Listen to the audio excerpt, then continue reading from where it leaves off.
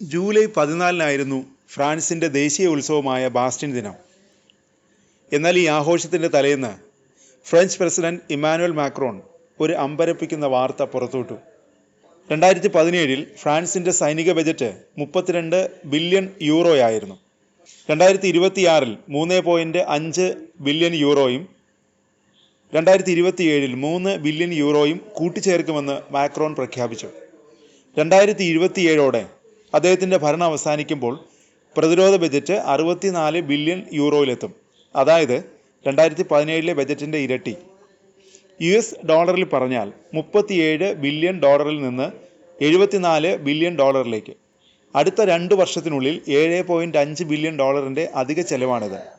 എന്തിനാണ് ഈ വലിയ മാറ്റം? രണ്ടാം ലോക മഹായുദ്ധത്തിന് ശേഷം യൂറോപ്പ് ഏറ്റവും വലിയ അപകടത്തെ അഭിമുഖീകരിക്കുന്നുവെന്ന് മാക്രോൺ പറയുന്നു. യൂറോപ്പിൻ്റെ അതിർത്തികളിൽ യുദ്ധം മുഴങ്ങുന്നു. റഷ്യയുടെ ഭീഷണി വളരുന്നു. അമേരിക്ക സ്വന്തം കാര്യങ്ങളിൽ ശ്രദ്ധ കേന്ദ്രീകരിക്കുന്നു. അതിനാൽ ഫ്രാൻസ് മുന്നോട്ട് വരണമെന്ന് മാക്രോൺ ആഗ്രഹിക്കുന്നു. സ്വന്തം സുരക്ഷയ്ക്ക് മാത്രമല്ല, യൂറോപ്പിനെ നയിക്കാനും ഫ്രാൻസ് ആഗ്രഹിക്കുന്നു. ചരിത്രം നോക്കിയാൽ ഫ്രാൻസ് തങ്ങളെ ഒരു രാജ്യത്തിനപ്പുറം റിപ്പബ്ലിക്കായാണ് കണ്ടിരുന്നത്.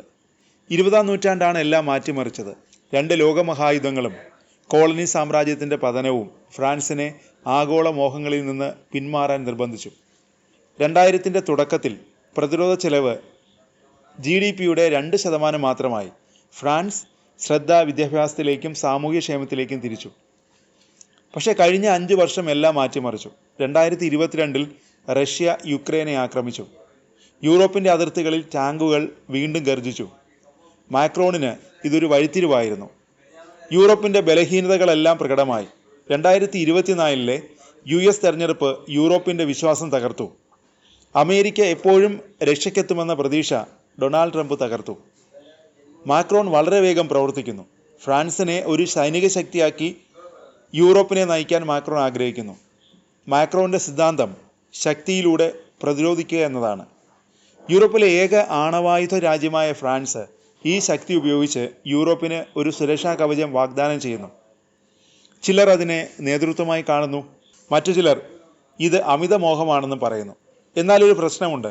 ഈ വൻ പ്രതിരോധ ചെലവ് കടം വാങ്ങിയല്ല നടപ്പാക്കുക എന്നാണ് മാക്രോൺ പറയുന്നത്.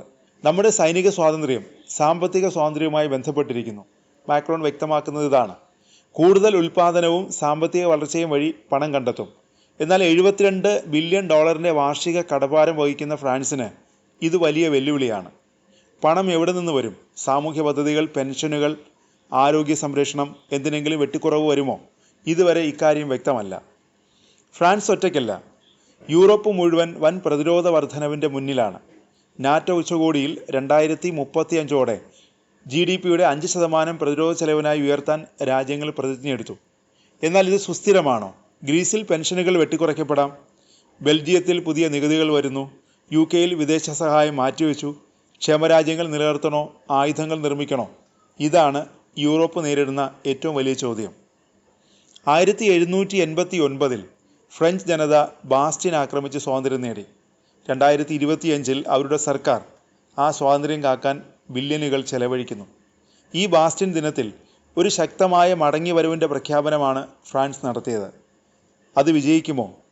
കാത്തിരുന്ന് കാണേണ്ടതാണ്.